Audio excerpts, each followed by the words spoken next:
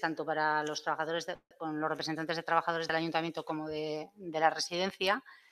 Y en consideración a lo establecido en el artículo 18.2 de la Ley 6 barra 2018 de 3 de julio de Presupuestos Generales del Estado para el año 2018 y en consideración con la recomendación establecida con Eudel, se propone una subida salarial de un 1,5% de enero a junio y de un 1,75% de julio a diciembre respecto al salario de 2017.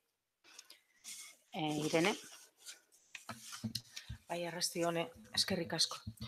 Únicamente teníamos una pregunta, y es que en la recomendación de Eudel se establece que aquellas administraciones y entidades del sector público que hubieran tenido superávit en el año 2017 estarían en disposición de incrementar adicionalmente a estos porcentajes el 0,3%. No aparece nada de esto en los acuerdos en la mesa de negociación, tanto en la residencia como en el ayuntamiento, pero no obstante queríamos preguntar, por si acaso, si se va a aplicar este 0,3% adicional. La propuesta de subida de salario sería la que os he leído, 1,5 de enero a junio y 1,75 de julio a diciembre. Es la propuesta que hemos hecho y lo que se trasladó en las mesas de negociación. Y es la propuesta que se trae a Que se aprobar trae aquí. O sea que para no, dictaminar aquí y aprobar en pleno. vale, Sí. o sea que no va el 0,3% adicional. No.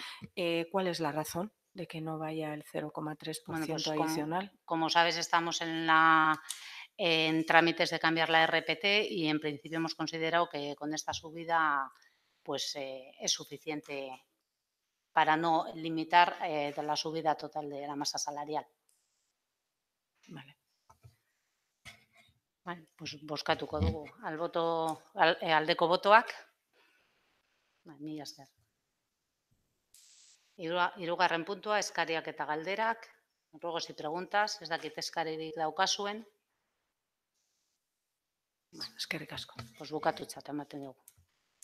Eskerrik asko.